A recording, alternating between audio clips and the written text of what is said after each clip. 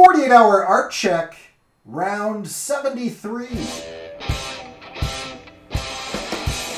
hit the button there before I finished saying 3. And here it is, explosion. Yes. All right. Yeah, got a hair trigger there. It's like you get to 73. It's like, let's just not mess around. Let's get this intro in. Let's get it over with. Get it done. Jump right in. That was not an accident at all. Completely intentional timing. My hand didn't slip on the button. So. All right, so we're starting. I was gonna say we're starting with the topic, but we've kind of switched formats back. Yes. And so we are starting with our status and stuff. And I think I started last time, so yeah, you are up, sir. Okay. What did you get done? We have a few people watching in the chat. So if you guys get a chance to share this, because what we're going to do right after this art check is we're going to do why I tell stories, kind of like we did with Josh. So that'll be kind of interesting. So anyway, yeah, as far as what I did, I went down a weird rabbit hole that I don't normally go down. And what you're seeing here is part of a spreadsheet that I've built that has 9,000 keywords that are semi-related to some of the YouTube channels that I'm involved with.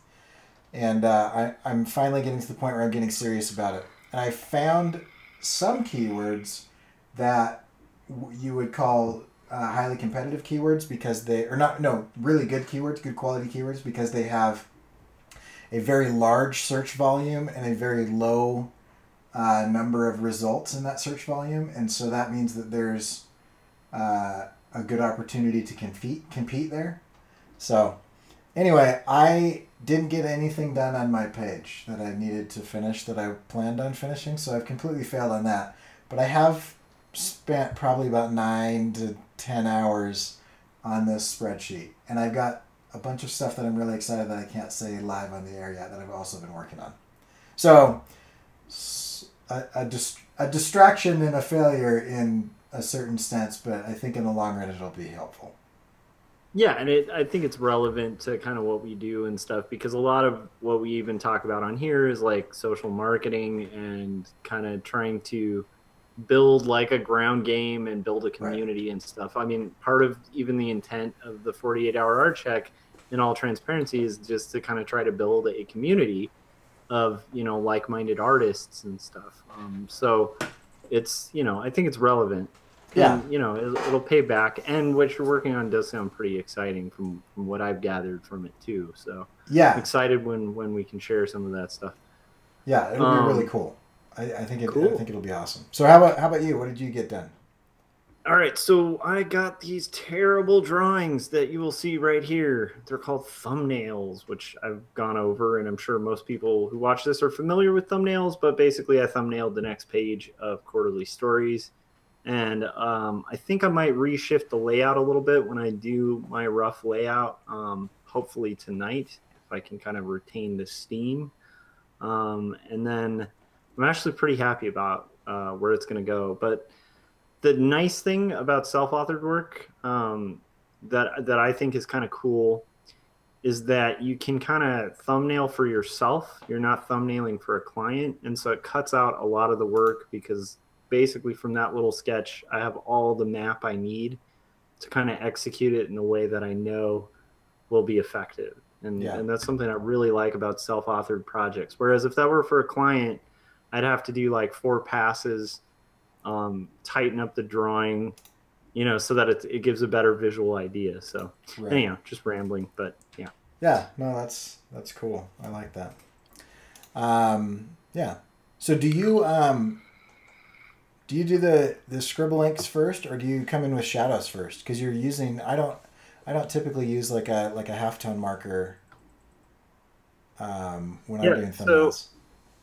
So I mean, my thumbs, I usually just use a little like V-ball, like precision pen. They're like they're just like, you can get a pack of like 20 of them at like a Staples for super cheap. I love that as a sketching tool because it forces me to not noodle. too much or erase. Uh, And and then I'll just kind of work from there, and then add some shadow tones just to kind of get a rough workout of like how I want the values to work, if I bring them in. Plus, it just kind of helps define the forms and shapes and stuff. So I yeah. usually use like a oh, now I'm blanking out on what the marker's called, and I do not see one nearby. So, but it's the markers that cost like $6. I always forget what they're called. Yeah. I'm seeing them in my mind. I think I have one behind me, but I can't remember what they're called either. Yeah, the name just disappeared, and it's It's ridiculous because gone. they're like super popular and manga artists Uh, use them. Prismacolor, right? No, no, it's a I can't remember. It's a classic kind of sketching pen though. Okay, yeah. Um, but anyhow, so I use a marker Is it that's usually Copic? just, oh, here it is. Haha, boom. Yes, Copic. Okay, So yeah. I use that, which I can't believe I blanked out on the name of, but I have like different tones of this. Usually I prefer using like a blue, Yeah. like a really light blue, just because I like that two-tone look, but couldn't find my blue, so I used a gray. So yeah. Cool. Yeah. Yeah, that was Ox in the chats. I don't want to take credit Hey, for Ox. finding the answer for that. He shouted it out. So, cool. So let me. I'm like not on my A game on these buttons here tonight. As far as challenges, I have not managed my time well, and I forgot to go to bed last night, and I have an 8 o'clock class this morning. So I went to bed at 3:45, and so I've been dragging. But it was because I was so interested in those keywords, and I don't like analytics or research, but like it was just fascinating what people are searching for and what they're not searching for. So a lot of it is just like my stupid sleep schedule is flipping again, and I've got to stop it from happening. Um, how about you? I understand the struggle. So we recently had an election, and I was up super late, like following because I was really interested in my local district. And since I live in California, the polls that were in my district weren't even announced till like 1:30 p.m. today. Um, so and it went in my favor, but it's I just got so invested into that. I'm surprised I even got my thumbnails done. I kind of Yeah. knocked them out as quickly as I could so that I could watch the election because I love that stuff. As much as it's infuriating and frustrating and stuff like that, I really like the whole process of kind of following it. Yeah. And then other than that, just you know, yeah, there's type magically appearing on the screen. Sorry, I'm trying to preload some of the comments we were going to read, and it's Oh, I not. love it. It's Okay, not working. no, that's good. Yeah. So yeah, but like yeah, so that was the biggest challenge, and today the challenge is just going to be keeping the energy and stuff going, which is a Yeah. pretty typical challenge. All right, let's get into plans. What's your Yeah. plan So for next time? my plans are just actually finishing the poster. Like I should have finished the poster already, but actually doing it, and that's pretty much it. So I have all of the shadows and the highlights done. Midtones are in. I've got to do the background highlights and shadows, which won't take me long. Most of that's going to be kind of a scribbling effect that I do. And then I'll come in with radial gradients and kind of warm areas up and cool areas off. I think on this one I'm doing warm highlights and cool shadows, and so that'll help kind of push some depth because it's kind of struggling a little bit right now with some value issues. And so hopefully the last little bit will help separate it. Yeah, How about you? I'm really excited about seeing that page because everything I've seen so far is beautiful, and so it'll be cool to see it finished. But I get the rabbit hole thing. My plan is to finish the rough layout, so it's going to be like a workout of the grid and the type layout, and then hopefully maybe thumbnails for one panel as well. Okay. Yeah. And then trying not to get lost in the rabbit hole of like potential future printing and like what I'm going to do about publishing and all of that stuff that starts coming up as you're towards the end of a project. And I'm like, you know, the one thing that I think is the most important thing of a project is finish it and finish it well. So Yeah. that's my first objective. So yeah, should we get into the topic? Yeah.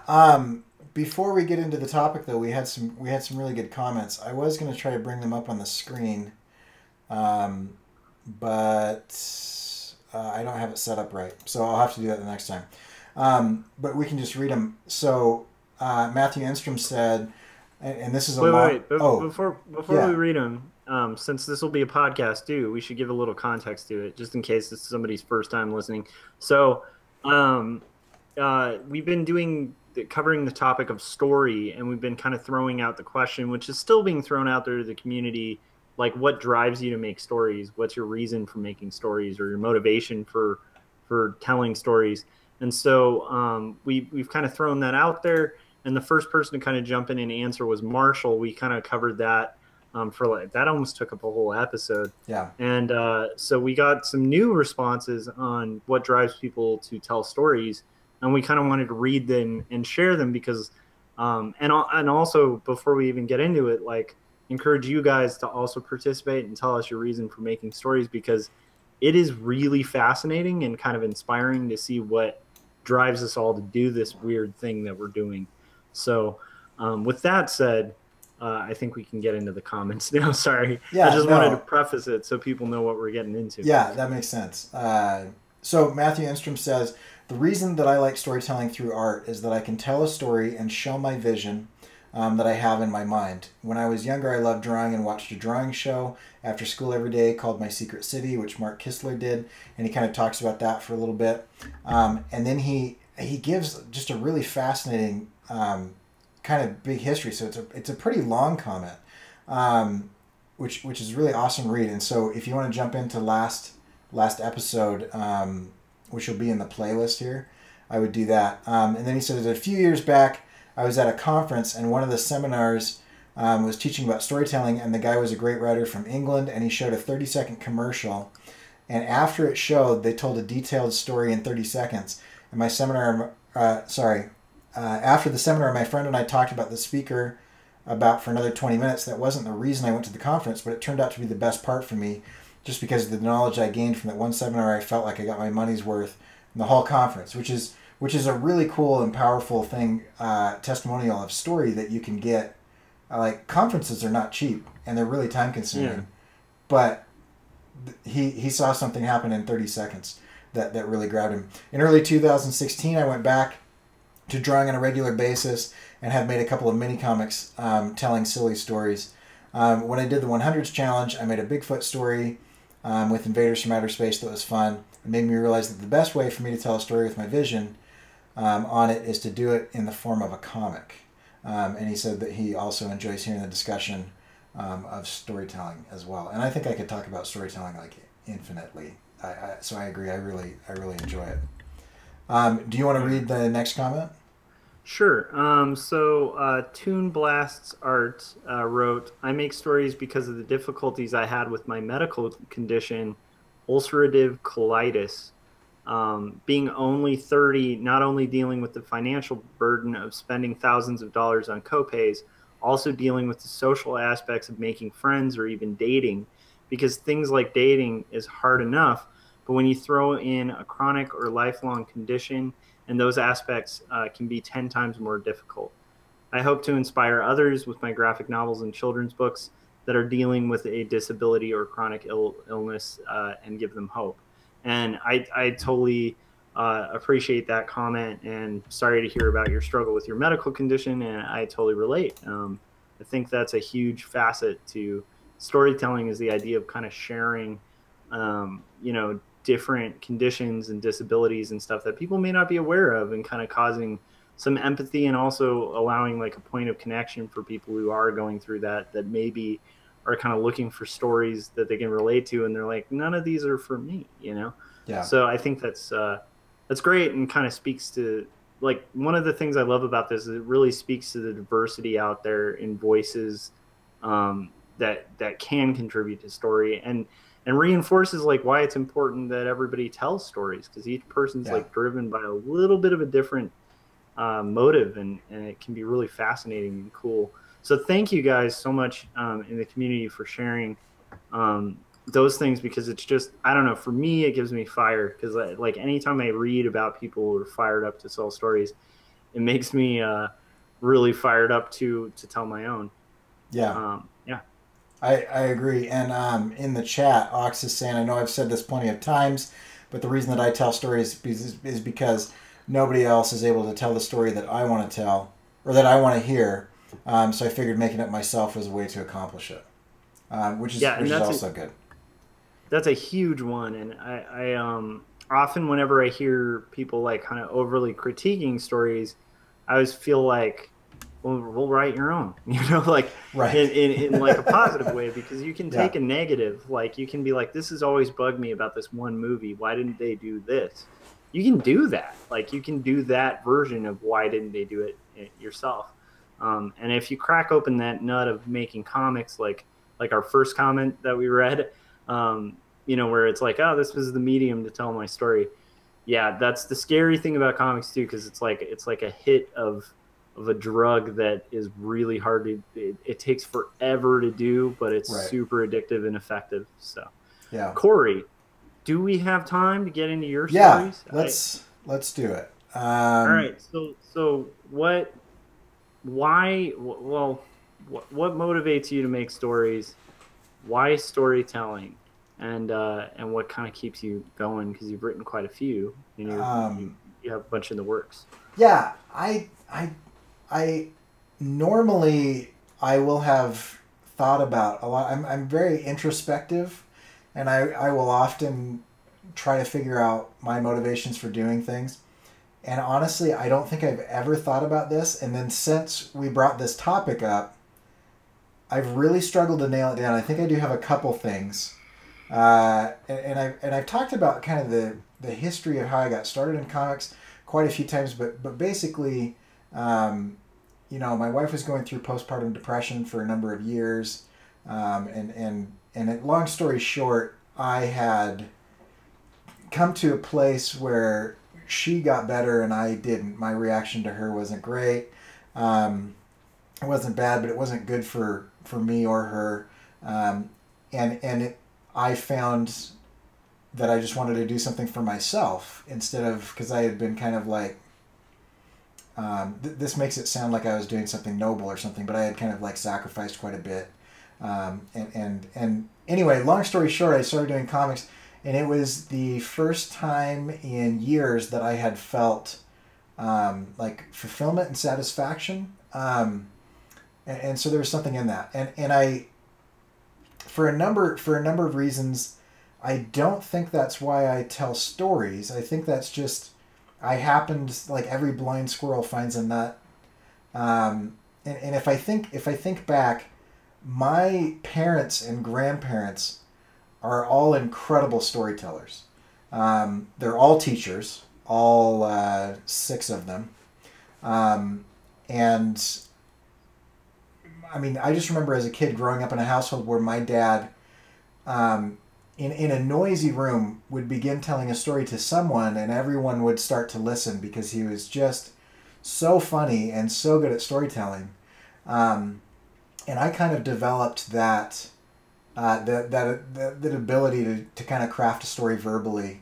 And I'm much better verbally, not right now as I trip over all of my words and think about this, but I'm much better verbally telling a story than I am writing one.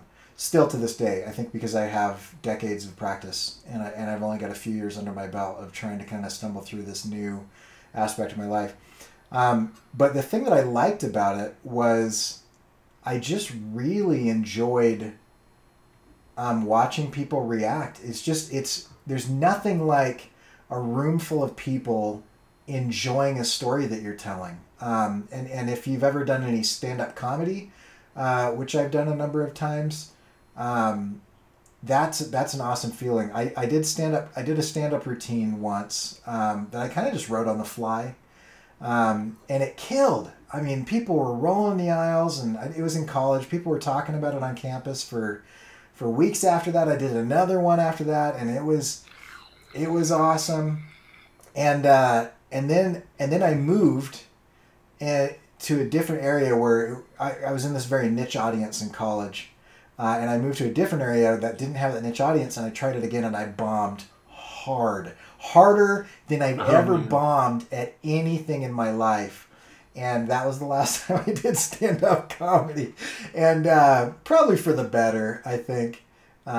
Just based on where I want my life to be and stuff. I think stand-up is not for me, but I got a taste of that. I got a taste of that, kind of getting that. And so I think if I'm being truly honest, because if I look at why I'm telling stories, I would absolutely love it if my books took off and made a ton of money and all that stuff. But I think I would mainly like it because of what that represented. Because my job is awesome. I love it, and you could always use more money. And I'm not saying that I'm not doing it for the money, but there are easier ways to make money, significantly easier ways to make money that I've done and been successful at. And so from like a time standpoint, it's not the money. What I think that it represents is it's a room full of people, globally or nationally, that are interested in what you're saying and what you're doing. And like, I have one video where I describe this experience that I had buying my current motorcycle and driving it back, and it was just a crazy trip where I almost died a number of times. And that video hasn't gone viral or taken off or anything, but that video is true to form of like my verbal storytelling, and I love talking to people about it because I've had quite a few people send me a text message or email me and say, we were just talking about that story that you told. Will you send me the link to that video again? Because we want to watch it. It's like a 45-minute long video. And I've had a number of people that are just like, I've watched it so many times, it's so funny.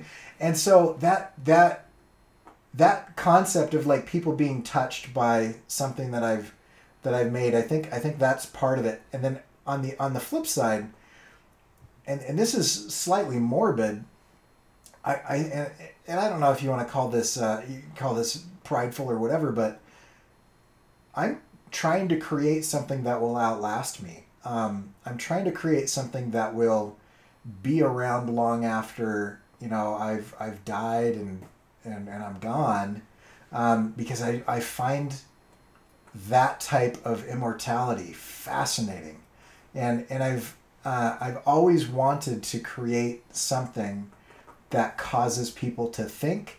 And so when I do stickers, when I do editorial illustrations, my main goal is not to get people to think something specific, but just to get them to think something that they might not have thought before, whether that's what I intended or not.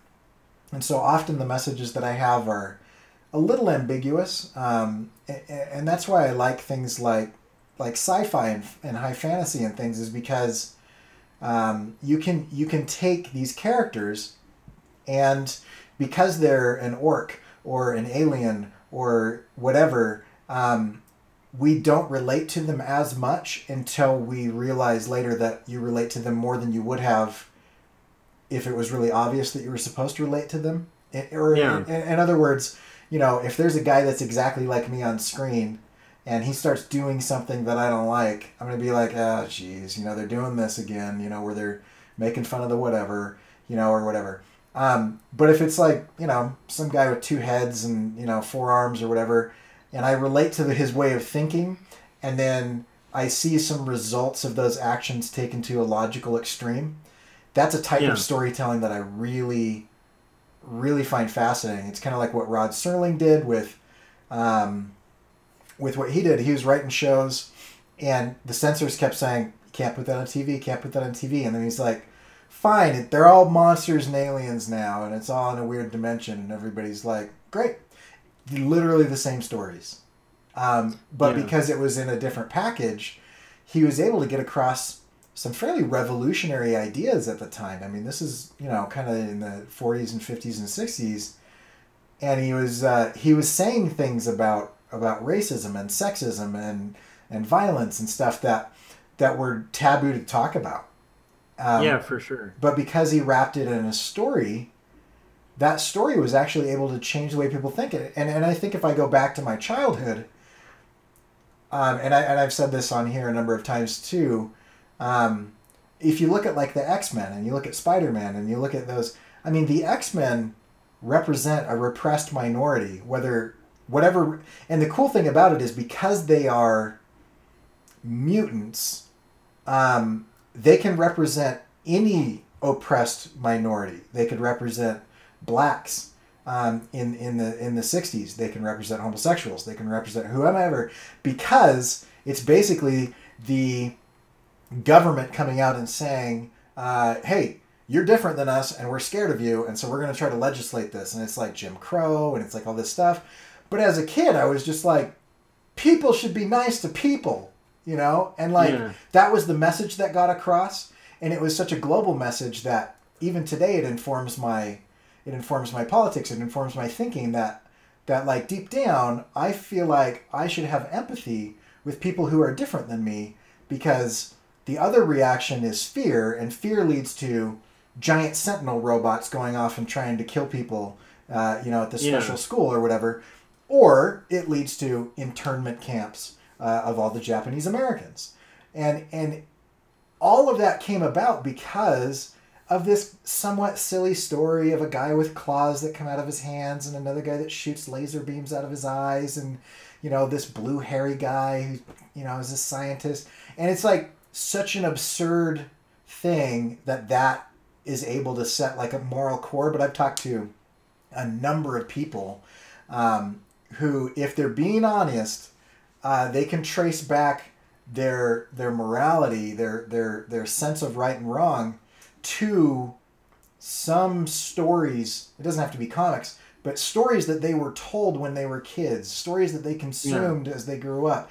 The reason Peter Parker is so popular is because everybody in junior high and high school feels like they have this wellspring of great power as their body changes, and they feel really powerful, but at the same time they don't know what to do with it, and it's awkward, and they're going through weird social awkward things, and they make decisions that screw things up, and and then it just like, do you go save Aunt May, or do you go kiss your girlfriend? I don't know what's going on, and there's all these like things, and I don't relate to that as much anymore as I'm approaching 40, but I can say significantly that based on those type of things, that a large part of why I instinctually do good, not that I'm a good person all the time, but like I have a natural inclination towards goodness is because of the types of stories that I consumed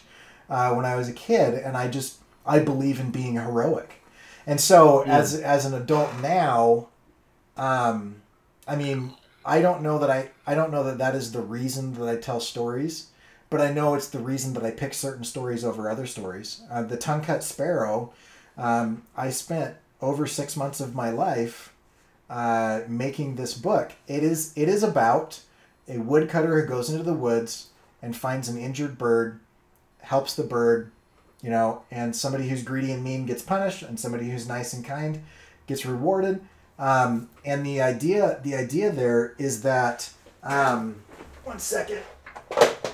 The idea there is that the woodcutter got nothing from that situation. There was nothing about seeing this injured sparrow that he could see any monetary benefit or any social standing or anything. There was no value in helping that bird, other than the value of being a good person. That someone in help who couldn't do, or someone in need who can't do anything for you, needed your help. And at the end of that, he's wealthy, he's gained this great friendship, and all this stuff. And I find like that concept of fairy tales to be really powerful, because I mean, the best thing that I think could happen with that story is that somewhere some kid who's on the wrong track, or is raised in an environment that isn't going to help them out when they're older, sees that and thinks, you know what, I'm going to help people no matter what. Even if they're different than me, a different species or a different whatever. I think it's important to be good. So I don't know if that is why. Because, I mean, ultimately, if I'm really being honest, the reason that I choose to tell stories is because at first, when I first started learning to draw, um, I didn't bother writing a story. I was just drawing these characters and I was putting them in a comic because I was like, what's the most drawing that I'll be forced to do? What's the project that will force me to draw the most? Yeah. And but then I said, wait a minute, if I'm going to invest this amount of time into something, I would actually like people to remember it, and I would like people to spend some time with it and to think about it. And so to do that, because if you look at how people consume art today, they look at hundreds of images in several minutes, scrolling past, hundreds of images on Pinterest or Twitter or Instagram. They just scroll, scroll, scroll, scroll, scroll. And like each one of those took that person hours and hours and hours. There's a huge amount of sacrifice. And so I said, if I want somebody to sit with my art, then it needs to be backed by a story. And so it's kind of the selfish thing of trying to trick people into engaging with my work more, because stories are one of the most engaging things that we encounter as human beings. So Yeah. I think that's probably has something to do with it. I don't know.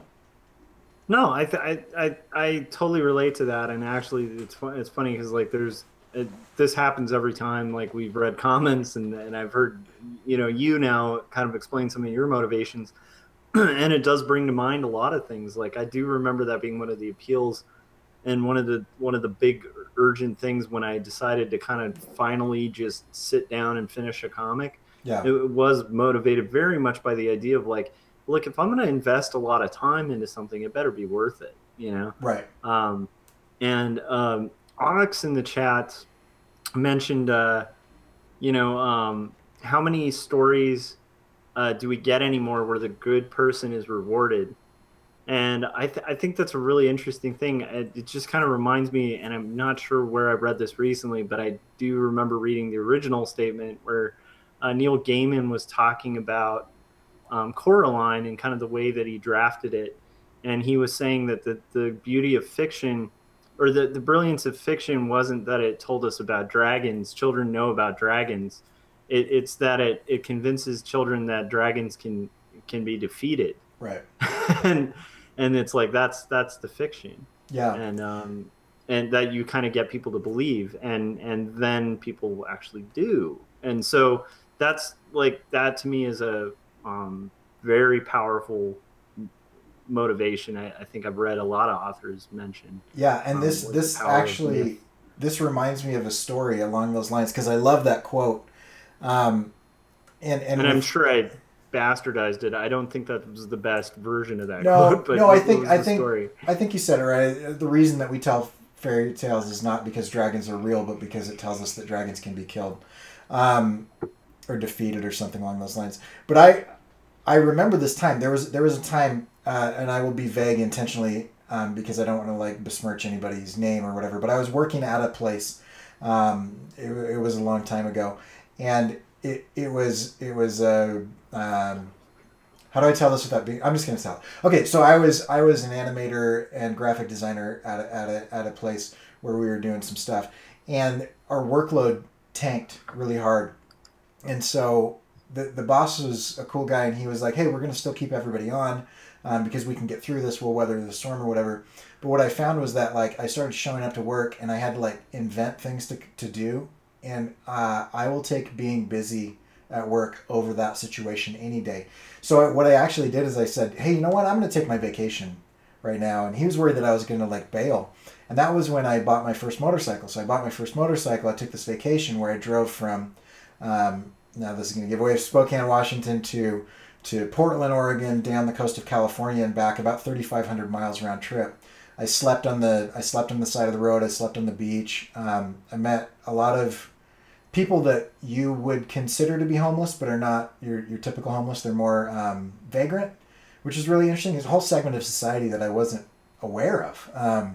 Fascinating experience. Really eye-opening. I only had with me a 357 snub nose, a bar of soap, and a bedroll and a sleeping bag. And so I would just wash my clothes and myself whenever I came by a body of water. It was a real interesting experience.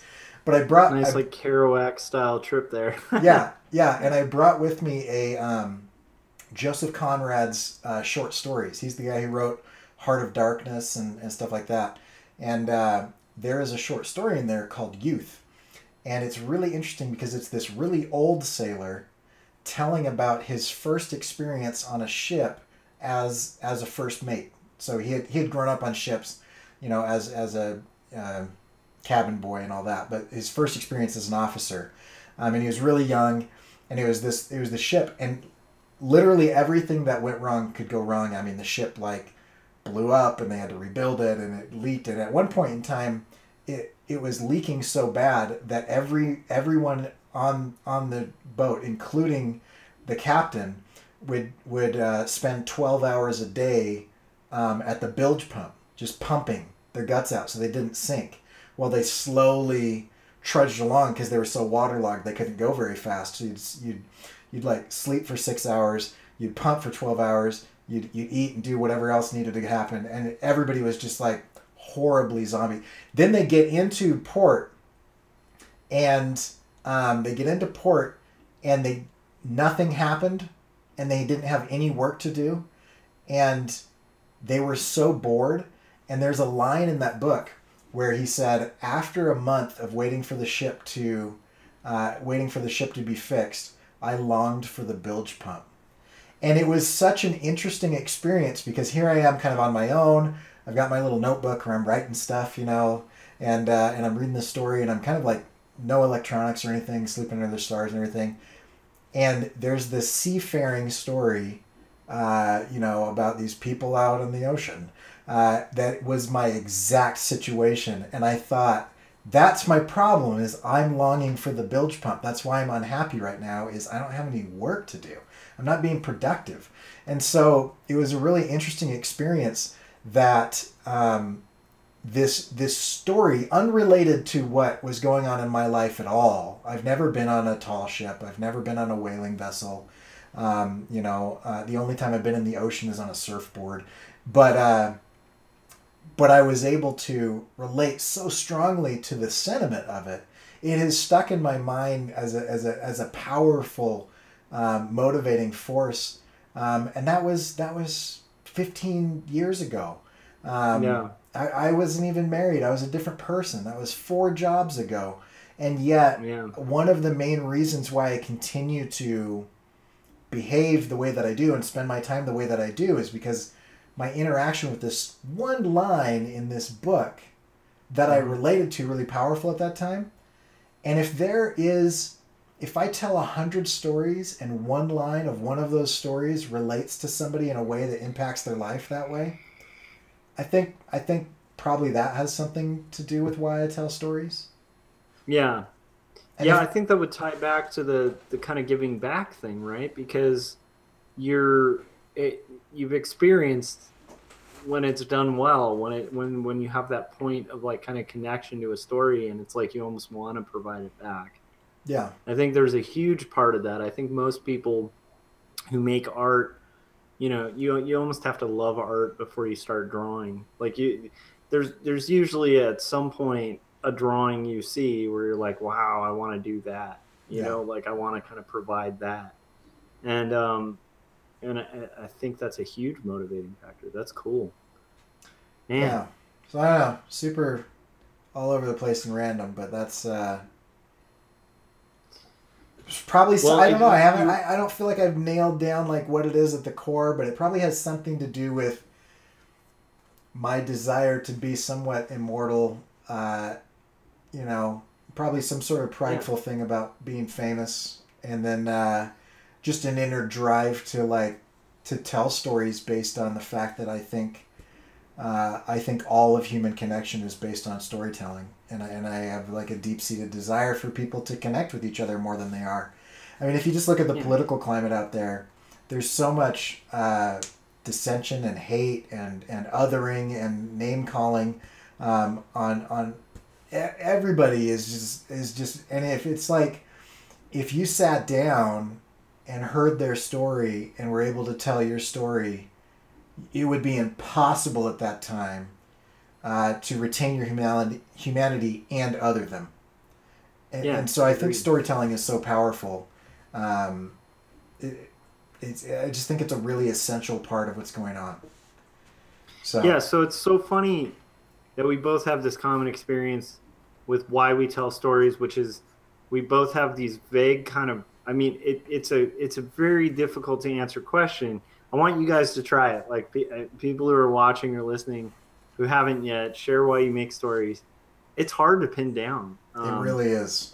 And what's interesting is when you crack open that topic, it just it goes into all sorts of things like our our childhoods, our families, our experience with other stories, our reason for doing anything. Like it gets really heavy, and it's interesting because like I think neither of us really were able to like bullet point it to this is the specific Right. reason, because there is a part of it that's just like I mean I think I don't know. It's hard to pin Well, down. But I think and also there's it's a non kind of black and white thing. It's very there's all over the place kind of reasons for it. I think the my favorite thing you said, it was the idea of kind of liking that feeling of a room full of people engaged in your story, right. and I think that really resonated. Like I think most of what you've said resonated, but that really stuck with me too out of this. Yeah, So and I think there's a shallow way to take that, which if I'm being honest, I think that is part of it. The shallow way to take that is that people are paying attention to me and there's adulation and and that and anybody who says that they don't care about that is probably being slightly disingenuous. But I also think yeah, that there's a deeper part of that where I think a basic human need is to connect with other people. We're social and we don't do well by ourselves.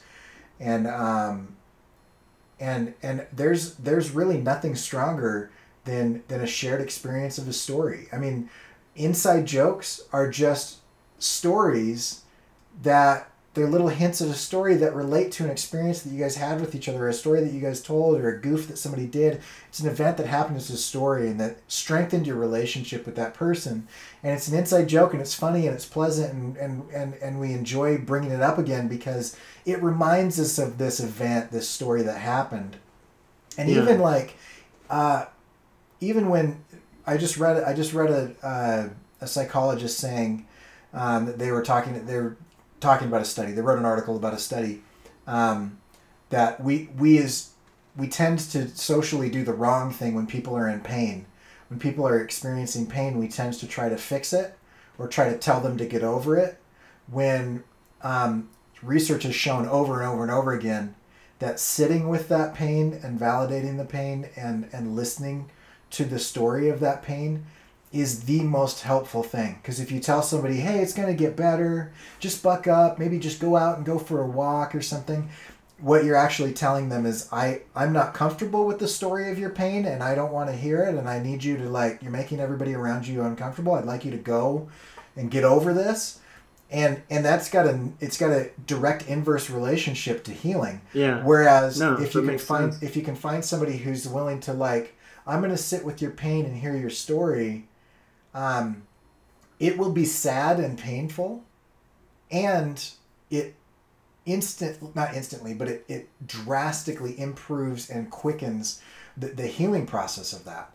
And so it's kind of an Yeah, interesting thing that it doesn't even have to be a happy or a funny story. It can be a sad story, it can be a painful story, it can be a gut-wrenching story, and yet in the sharing of that story and in the receiving of that story, there's good that comes of even the negative and the hard stories. yeah. Even like healing, and what's fascinating about both aspects of it is like it's kind of an exchange. So it of course it feels good to tell a story and have people listening and actively listening, or in the case of what we're doing now, actively reading and actively looking. Um, but at the same time, there's also a gift given by the story. Like I've had so many times where I might have had like the worst day in the world. I'm in line at a grocery store and some old guy who's a really good storyteller just randomly tells me a Right. story, and Yeah. it changes my day. Sometimes it might change my week or my month because I've had this really fascinating, interesting story happen. Sometimes it can lead to like weird rabbit holes. I think we were both talking about like seafaring rabbit holes that we've gone down, and a lot of that comes from really good story, where Yeah. it's just like, this is, even if it's true stories, like journalism and stuff, you can find yourself just there's this beauty of like kind of receiving that kind of thing. And so yeah, I think, man, it's this is a crazy topic, and I'm sure it's going to carry over to another episode. Although we need to get your friend back on, so Yeah. maybe next week, maybe, Uh, fingers crossed. I think he's available, so we could see if Friday night or Monday night would work for him. Nice, I'll check in with him. cool, And so for those of you that are not sure what we're talking about, we did an episode with Stephen Henderson called "Why Are You Not Writing?" And he had written, I don't even know, a huge number of first chapters of books. And it was funny because I was at a conference with him in LA, which is where Josh lives near there. And so the three of us met up, but I was at a conference with him, and we'd be walking down the street, and he would say, yeah, so I've got this story idea. And he would like pitch me this story idea. And I tease him all the time because we both teach in the same department. And he teaches journalism. So he writes a lot of journalism pieces, but he hasn't written like any long form stuff. And so I keep teasing him like, hey, when are you gonna write your book? And so and so I said, you know what we're gonna do? Because he's a really good guy. I said, you know what we're gonna do? Josh and I, when we do our art check, it's just gonna be about you. We're just gonna figure out, get to the bottom of what is actually stopping you from doing this. I want to correct this just a tad bit, just to kind of like emphasize the kind of how cool your friend is. So the first time I met him, I just instantly got this feeling like this guy has a story that he's not working on. And so I talked to him, and within like 3 questions, it was like, well, when are you going to work on your story? And what are you, and Cory like gets excited, like super excited, like this is the thing I've been telling him. And so, and then finally you kind of contained it a bit, and we're like, Josh, just let's not even get into this right now. What we're going to do is we're going to record this. Yep. And this is going to be our next art check. And I think that was the best call ever. I think it's cool that he was such a good sport about it. Yeah. And like I said, so open-minded. And also, it's weird, but like only when you're in the trenches kind of making stuff can you like recognize someone who's like dying to get in the trenches. Right. It's like you can almost just see it on someone's face when like and people who've done the hundreds challenge will know, like you see those people kind of teetering on the sidelines who want to do the hundreds, and you're like, do it, just get in there. And it kind of takes one to kind of see the person hesitating, because we've all been there. Right. So so it was a really great. What's that phrase? A gun recognizes a gun.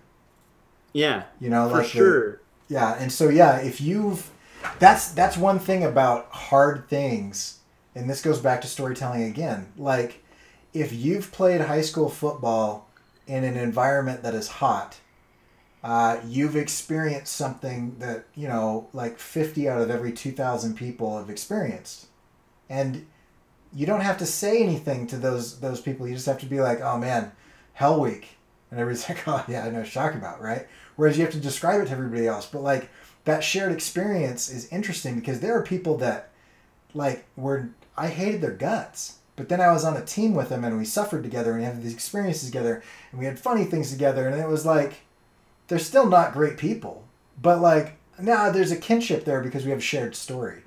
And so recognizing similar things is a fascinating thing. But with him, with Stephen, I will say it's interesting because it doesn't frustrate me that most people don't spend most of their free time telling stories. It frustrates me that he doesn't, or wasn't. He is now, because I recognize that as a storyteller that he's a storyteller. Exactly, and when you've been on the fences and you've broken through, it's like it's very frustrating to see somebody who's so close, and you're like, and that they'd feel a lot of fulfillment if they just kind of went through. So it's so exciting. I can't wait to follow up with them. It'll be a really good 48-hour art check. So guys, stay tuned, because that might be Friday, that might be Tuesday, who knows. And you know, so if you guys have been watching and you haven't subscribed yet, subscribe. If you haven't, you know, subscribed to the iTunes feed, if you're listening to this on iTunes, please hit the subscribe button, leave us a 4-star ranking, and like a little review, because we're trying to kind of get our little iTunes thing going as well. And you can just find us by searching for 48-hour art check on what iTunes. What else is it on, Corey? It's on Stitcher. iTunes, Stitcher, Google Play, Spotify is where it's at right now. I love it. Okay. You can find Corey's work at corykerr.com. You can find the intro music, the band that plays on it that I happen to be in, at facebook.com, no saboteurs. And you can find my stuff at quarterlystories.com or topis.io by searching for Quarterly Stories. And Gaz left a great comment saying, I look forward to that show. The more intolerant I get with myself about discussing future projects that I may never do, the less patience I have to listen to other people's ideas they haven't worked on. And Corey responded with amen, which I think we all relate to. So yeah, it is that too, where you're like, dude, I'm dying for time to work on the next thing. Yeah. Get started on your first thing. So with that, we will see you guys next week. And thanks to everybody who joined us in the chats. It always makes this way more lively and fun. And that's what this thing's all about, is building community. So yeah, cool. And if you haven't yet, leave a comment on this video on why you tell stories, or make a video about why you tell stories. Either one of those, and then let us know if you make that video. It's fascinating. All these stories about why people tell stories are awesome. So we'll catch you guys. We'll catch you guys in a couple days.